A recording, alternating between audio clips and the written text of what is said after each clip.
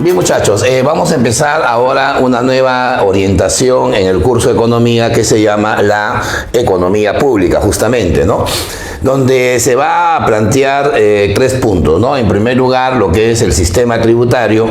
En segundo lugar, lo que es el presupuesto general de la República y también la cuenta general de la República.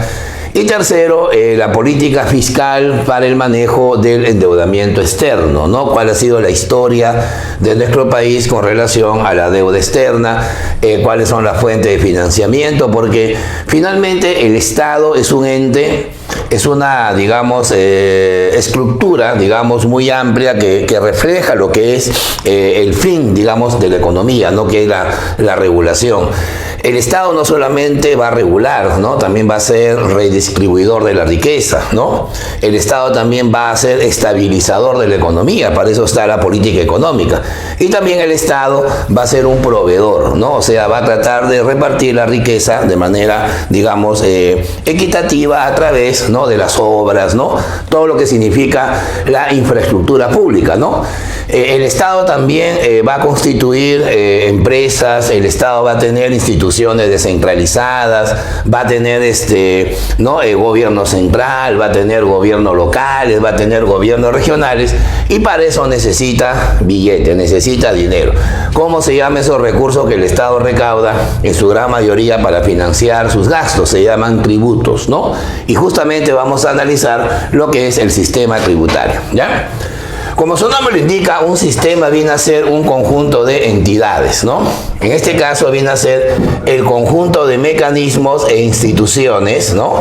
Que tiene como finalidad el diseño, aplicación y recaudación de los tributos. De tal manera que la recaudación tributaria dependerá del sistema tributario que se tenga. Bueno, en ese sentido, ¿qué van a representar los tributos? Bueno, los tributos van a ser los ingresos fiscales, obviamente los ingresos del erario nacional, expresados en aportes, ya sea voluntarios o involuntarios. Cuando uno es tributante, ¿no? O contribuyente, ¿no es cierto? Esos aportes pueden ser voluntarios o pueden ser involuntarios. Se pagan porque son imperativos o porque simplemente ni cuenta te das que los estás pagando, ¿no? Por eso se llaman voluntarios o involuntarios. Hay mucha gente que cuando compra, no sé, una gaseosa, compra cigarrillos o se compra ropa, ni sabe lo que está pagando. Entonces ahí se está viendo lo que es la parte involuntaria del tributo, ¿verdad? O de repente paga su recibo de luz, ¿no es cierto?, a la empresa respectiva, pero ahí, por ejemplo, en ese recibo se están incluyendo algunos tributos, como los servicios que dan los municipios, llámense limpieza pública, alumbrado público, ¿te das cuenta? Entonces, decimos que los tributos pueden ser voluntarios o pueden ser involuntarios, ¿ya? Y que van a realizar las personas naturales y las personas jurídicas. En este caso habría que diferenciar. Persona natural es el individuo, ¿está bien? El ser humano. Y la persona jurídica es la ficción legal. O sea, se llama ficción legal porque es una figura que el derecho ha creado, ya sea el derecho civil o el derecho mercantil. ¿Está bien?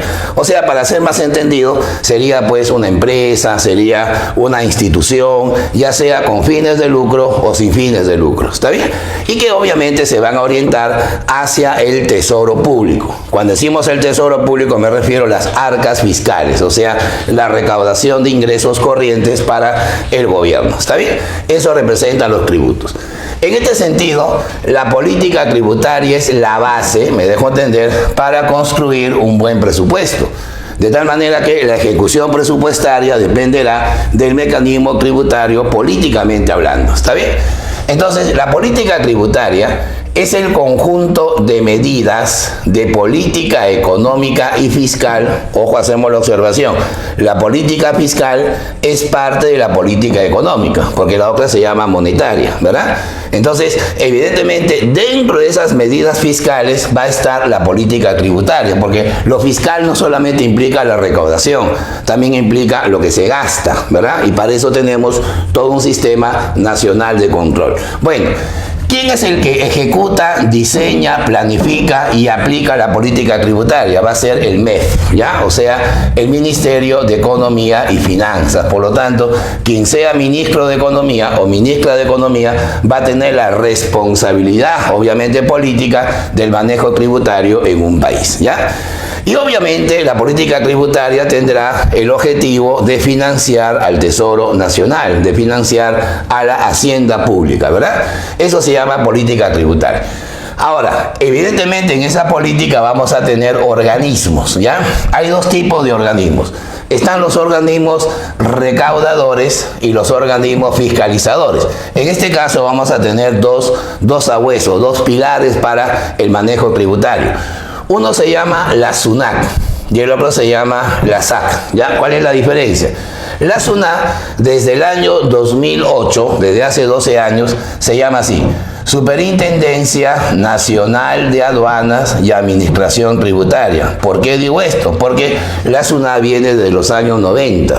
Lo que pasa es que antes había la SUNAT propiamente con la letra T al final y la SUNAT con la D al final. O sea, aduanas y política tributaria estaban separados. Pero al final las aduanas sirven para no solamente fiscalizar el comercio exterior, sino gracias a las aduanas se recauda el ingreso más importante para el Estado, que son los aranceles, ¿no? Los aranceles representan un monto importante dentro de la recaudación tributaria de un país. Por eso que en el gobierno de Alan García se fusionaron, ¿verdad? Y tanto la SUNAT como las aduanas ahora forman una sola institución.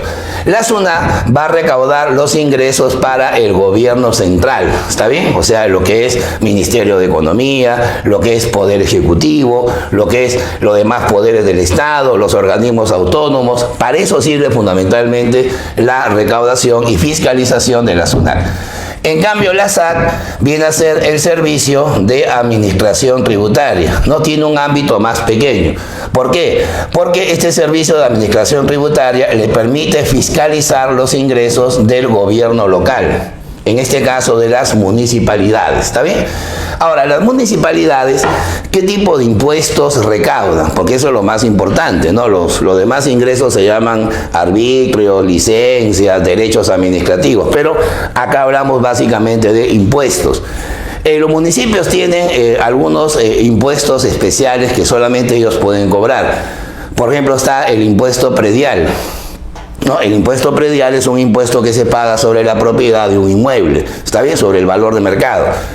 También hay un impuesto que se llama de alcabala. El impuesto de alcabala es un impuesto que se paga sobre la venta o la transferencia de un inmueble. O sea, por el inmueble que habito o que es mi propiedad pago un impuesto, se llama predial, pero si lo vendo debo pagar un impuesto especial que se llama alcabala, ¿no? La SAC también maneja, por ejemplo, lo que son impuestos a los espectáculos no deportivos, ¿no? Por ejemplo, conciertos, ¿no? Los conciertos masivos, ¿verdad? Esos son ingresos también para los municipios.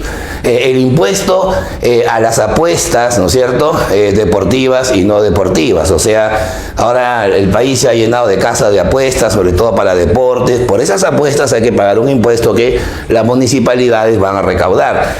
Hay un impuesto, por ejemplo, a los casinos y tragamonedas. Eso también lo recaudan los municipios. O sea, son impuestos que al final no tienen pues la importancia del IGB, del impuesto selectivo al consumo, del impuesto a la renta, pero finalmente tienen el peso pues para la recaudación de un gobierno local, ¿ya? Así que estos dos sabuesos, ¿no? Si vienen a hacer la SUNAT y la SAC, que al final van a reforzar la llamada política tributaria. Para reforzar lo que es el manejo tributario hay 5 conceptos relacionados, ¿ya? Esto es muy importante, mira. Ojo, parecen muy aplicables, ¿no? Está la base tributaria, está la masa tributaria, está la evasión tributaria, está la elusión tributaria y la presión tributaria. ¿Está bien? ¿Cuáles son las diferencias? A ver, la base tributaria viene a ser el número potencial, que al final tiene que ser real, de los contribuyentes, ¿verdad? Es decir, todo el conjunto de personas naturales y jurídicas que deben, porque están obligados a pagar impuestos, vienen a representar la base tributaria. ¿Está bien? Por ejemplo, el profe viene a ser base tributaria. Yo tengo que pagar el impuesto, ya sea de cuarta o de quinta categoría, ¿no es cierto? Cuando compro un bien o un servicio también estoy pagando un impuesto, o sea, todos somos base tributaria, ¿no? La cevichería a la cual acudes también es una base tributaria como persona jurídica, ¿está bien? Empresas gigantescas como el Grupo Gloria, ¿no? El banco de crédito, ¿no es cierto? Y el vigilante de una fábrica también son base tributaria. Por eso que los economistas dicen, ¿no? Para que el Estado sea eficiente a la hora de gastar, debe tener una buena base tributaria. Y la base tributaria, evidentemente, va a estar fiscalizada por estas dos entidades. Porque la mayoría de la base tributaria busca la evasión, ¿no? Evidentemente se da la evasión debido pues a que los impuestos se pagan no porque sean voluntad de las personas, sino porque estamos obligados. Por eso se llaman impuestos, porque te los imponen, ¿verdad? Esa es la idea. Bueno, la masa tributaria viene a ser el monto de la recaudación fiscal o tributaria. O sea, estas son las personas que pagan los impuestos. La masa son los impuestos que se han recaudado, ¿no? El conjunto de ingresos fiscales, ¿no? Durante un determinado momento viene a representar la masa tributaria. Si yo quiero aumentar la masa tributaria para gastar más y mejorar los servicios a la población, debo aumentar la base tributaria, ¿no? Para evitar evidentemente la evasión. Evasión tributaria viene a representar la forma punible. Ahora, ¿por qué se llama punible? Porque en el derecho tributario esto representa un delito, ¿no? Obviamente si es un delito implica una penalidad, implica una sanción, en que simplemente se deja de pagar el monto del impuesto. O sea, el contribuyente, el miembro de la base tributaria dice, no pago el impuesto. Eso se llama evadir, ¿no? Un restaurante al cual tú acudes y consumes 40 soles, por ejemplo, y no te da boleta, está evadiendo, ¿no? Está cobrándote el monto del impuesto, pero no lo está declarando, ¿verdad? En este caso, la evasión compromete a los dos. No solamente al restaurante que dejó de dar la boleta, sino también al consumidor que no la reclama, ¿no? Porque es obligación, evidentemente, es pedir un documento, pues, ¿no? Un papelito que demuestre que hay el pago del impuesto, ¿verdad? Puede ser un voucher, puede ser un ticket, ¿no? Tú vas, por ejemplo, a un tambo y por $1.50 te dan un ticket. Entonces, eso está representando también una forma de cumplir con el pago del impuesto, ¿verdad? Bueno. Así como hay evasión tributaria, también existe la elusión tributaria. Esto puede ser más grave todavía, ¿no? Porque la elusión tributaria es la utilización de artimañas, ¿no?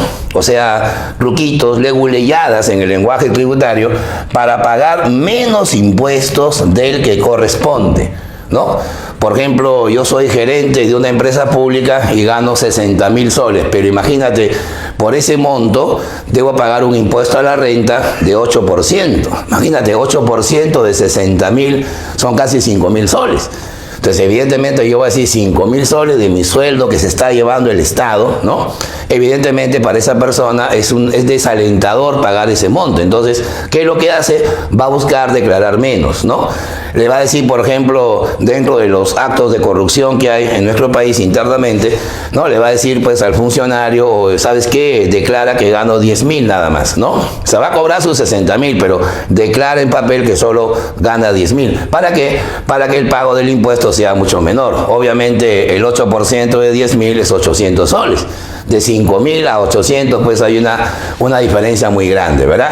Eso se llama elusión, ¿no? Empresas que vendieron por 1.000.000 de soles y declaran que solo vendieron por 20.000. Entonces, ahí hay una elusión muy grande. O sea, la elusión es parte de la evasión, pero acá, evidentemente, la intencionalidad no es no pagar el impuesto, sino pagar menos, ¿verdad? Esa es la diferencia. Bueno. Pero, sin embargo, hay un economista norteamericano llamado Arthur Laffer, que es famoso autor de la curva de Laffer, que estableció un concepto llamado presión tributaria, ¿no? ¿Qué cosa es la presión tributaria? La presión tributaria viene a ser la relación entre la recaudación de impuestos y la riqueza que un país genera. Bueno, si lo vemos en una identidad sería así, ¿no? P significa la presión tributaria, va a ser igual, mira la relación que hay o la razón que hay. Los impuestos con respecto al PBI. Se supone que el PBI es la riqueza y los impuestos es la recaudación. ¿Qué parte del PBI el Estado recauda? Esa fracción de la riqueza que el Estado se lleva para su casa, se lleva para el presupuesto, se le llama presión tributaria. Y se multiplica por 100, evidentemente, para saber el tanto por ciento, pues, ¿no? Más o menos un ejemplito, a ver. Imagínate un país corrupto en donde los impuestos llegan a 12.000, ¿ya? Vamos a poner $12.000 y el PBI llega a 60.000. Bueno, este es un ejemplo referencial, ¿no? Imagínate, en el mundo real se habla de miles de millones de dólares de PBI. En el Perú el PBI llega al año 2019, llegó a casi 250.000 millones de dólares, ¿no?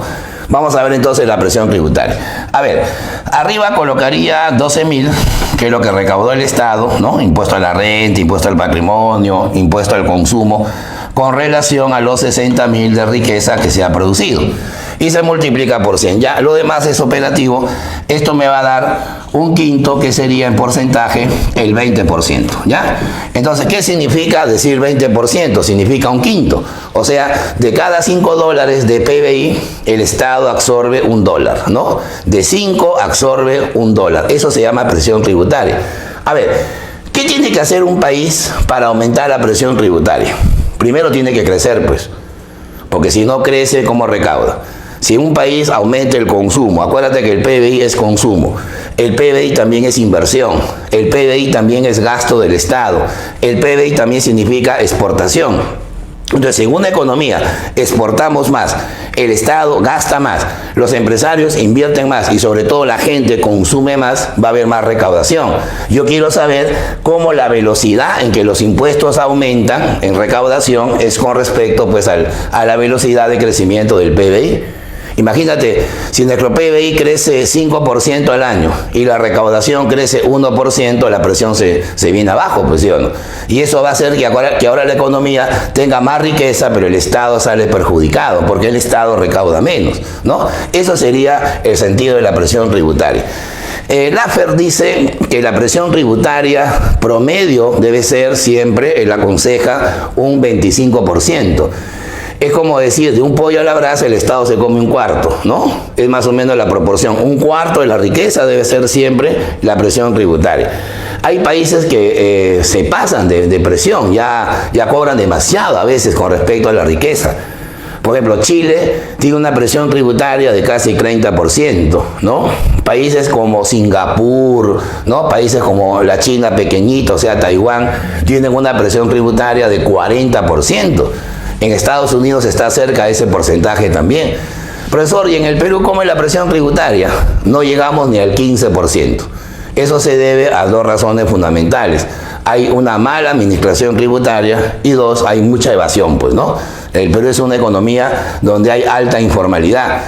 O sea, tú vas a una tienda y preguntas por una chompa 100 soles. La misma chompa afuera, el ambulante la vende a 80. Tú dices, ¿por qué 80? Porque no te da boleta, porque no paga el impuesto. Entonces, eso también puede afectar el índice de presión. Si hay poca presión, eso va a generar, evidentemente, menos gasto. Va a hacer que el Estado sea menos eficiente a la hora de gastar, ¿no es cierto? Presión tributaria. Vamos ahora a plantear cuáles son las clases de tributo, porque ya hemos dado toda la base teórica, ahora vamos ya a la parte procesal.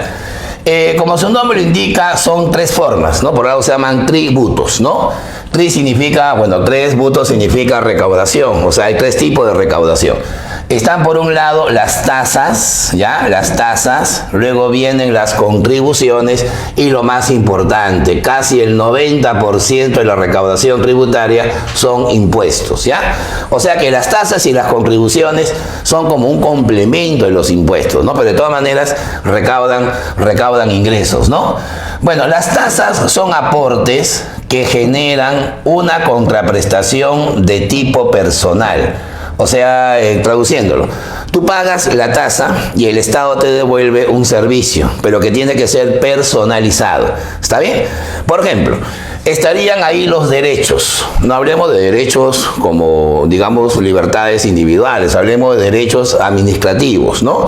Los derechos vienen a ser pagos por servicios administrativos que te da una entidad estatal. Por ejemplo, si vamos al RENIEC a sacar el DNI, nos va a mandar al Banco de la Nación a pagar el duplicado, a pagar el trámite, ¿no? Esa cantidad que paguemos se llama un derecho, ¿no?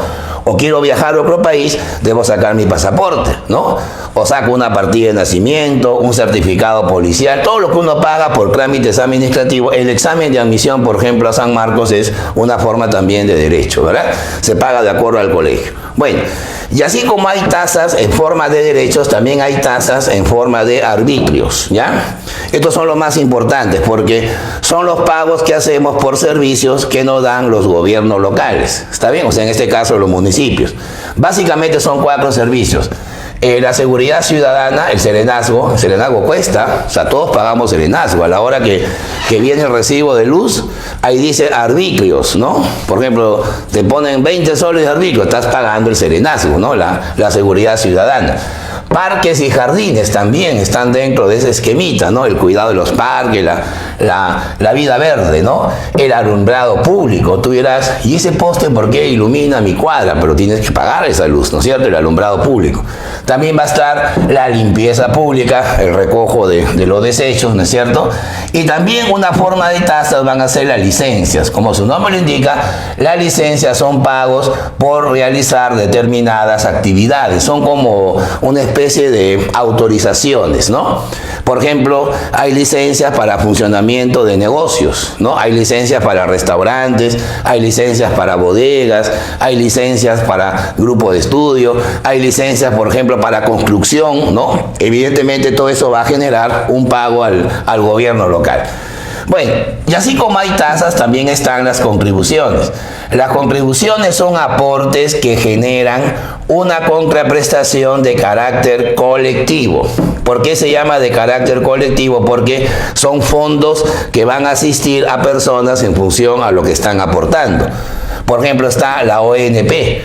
Esto es la Oficina de Normalización Previsional, en lo que se llama comúnmente el Fondo de Jubilación Estatal. Profesor, ¿y por qué la AFP no está acá? Porque la AFP es privada. Y recuerda que estamos estudiando los ingresos del Estado. No nos metemos para nada con los ingresos privados, ¿está bien? Cuando estés jubilado, te van a dar tu pensión, ¿no? Esa es la Oficina de Normalización Previsional. También está lo que se paga, por ejemplo, al Seguro Social, Exsalud. También hay uno que se llama Senati, ¿no? Que es para la capacitación laboral. También está el Censico, que es para la capacitación en la industria de la construcción, ¿verdad? Todo eso se llaman contribuciones. Y bueno, a ver, toque de tambores porque vamos a hablar de los impuestos. ¿Cómo se definen los famosos impuestos? A ver, son pagos obligatorios, ojo, obligatorios, por eso se llaman impuestos, ¿no? Que se realizan al Estado, pero acá está la clave, sin recibir una contraprestación. O sea, ¿qué significa que no tienes contraprestación? Que tú pagas el impuesto y el Estado no te da nada a cambio. O sea, tú cuando compras, no sé, ropa y te dan una boleta, sabes que ahí está el impuesto incluido. O si vas a un supermercado, te dan el voucher, ahí también dice cuánto has pagado de IGB, pero el Estado, ¿qué te da en ese momento? No te da nada. Simplemente los impuestos sirven como una masa tributaria que se recauda para financiar, pues, determinados gastos fiscales, ¿no? Esa es la idea principal. Por eso es mejor cobrar impuestos porque aquí el Estado no devuelve nada. En cambio, en las tasas y contribuciones tiene que devolver, individual o colectivamente, ¿ya? A ver, los impuestos van a ser de 2 clases. Están los directos y están los indirectos. ¿Dónde está la diferencia? Mira, los impuestos directos son aquellos que graban, así con V, graban, o sea, gravamen, graban la renta y patrimonio del contribuyente. O sea, en palabras simples, estos impuestos afectan los ingresos de la gente y también las propiedades que tiene la gente. Por eso justamente se llaman impuestos justos, ¿no? Entre comillas, ¿por qué se llaman justos? Porque el que tiene más, obviamente, cancela más. El que tiene más renta, aporta más al Estado. El que tiene más propiedades y más valor de sus propiedades, aporta más al Estado. ¿Te das cuenta? Justamente vamos a ver las categorías, ¿ya? El impuesto a la renta, que es el segundo impuesto más importante en el país, se aplica de acuerdo a los ingresos que tengan las personas naturales o jurídicas. Por eso que el derecho tributario los clasifica en 5 categorías, ¿no? La primera categoría son los alquileres, ¿ya? Bueno, eso en el Perú pues solo se paga en un 15% aproximadamente. Hablo de toda la masa de alquileres que hay, porque sabemos que cuando nos rentan una casa, nos alquilan un local, generalmente no se utilizan mecanismos formales, ¿no? O sea, el dueño del inmueble no te hace un contrato, no te enseña pues el RUC, ¿no? El registro de contribuyentes, entonces como que ese impuesto queda evadido, ¿no? Alquilas un cuarto a 500 soles y te dan un recibito que dice, no, recibí de, ¿no? La cantidad de, y se acabó, pero no se está pagando el impuesto. Este es un impuesto de primera categoría, ¿ya? Va de acuerdo a la región, ¿no? Desde un 5 hasta un 17%, dependiendo de la región en la cual estemos, ¿ya? La segunda categoría son las cargas financieras. Esto sí es prácticamente ineludible, ¿no? Porque esto lo pagan los bancos, ¿ya? Lo pagan los bancos de acuerdo al SPRIC que han mantenido. Acuérdense que el SPRIC es la diferencia entre la tasa activa y la tasa pasiva. Activa es la tasa que el banco le cobra a la empresa cuando le presta dinero. Y la pasiva es el interés que le paga al ahorrista que le dio ese dinero. O sea que es una forma de utilidad, pues, ¿no? Pero se llama carga financiera. La tercera categoría sí es fuerte, ¿eh? Son los impuestos a las utilidades, ¿ya? Esto estaba en un promedio de 35% hasta hace 6, 7 años atrás. Se tuvo que reducir en el gobierno de Ollantumala, lo bajaron de 35 a 28%, con dos finalidades. Uno, para evitar la evasión. O sea, 28 duele menos que 35. Entonces, obviamente, más empresas empezaron a formalizarse. Y en segundo lugar, para que el monto que se deja de pagar, que sería 7% de la diferencia, le permita a las empresas invertir. Si antes pagaba 35 y ahora pago 28, esos 7 diferencias sirven para acumular inversiones, ¿está bien? Pero de todas maneras es un impuesto también que se elude bastante por la informalidad en la cual vivimos, ¿no? Y en la cuarta y quinta categoría están los trabajadores, los chambeadores, ¿no? En la cuarta categoría están los trabajadores independientes, o sea, aquellos que laboran por su cuenta, ¿no? Aquellos que entregan recibo de honorarios, que no están en planilla, sino lo hacen de manera personal. Digamos, el profe, ¿no? El gasfitero, el médico, el abogado que asesora a un litigio, ¿verdad? Eso se llama impuesto de cuarta categoría. Y los que están en planilla, o sea, trabajadores que tienen un patrón, que tienen un empleador, ¿no? Van a pagar también el 8%, que son los trabajadores dependientes, ¿ya? También está el impuesto al patrimonio. El patrimonio representa la propiedad, ¿no? La propiedad material que tiene en este caso el contribuyente.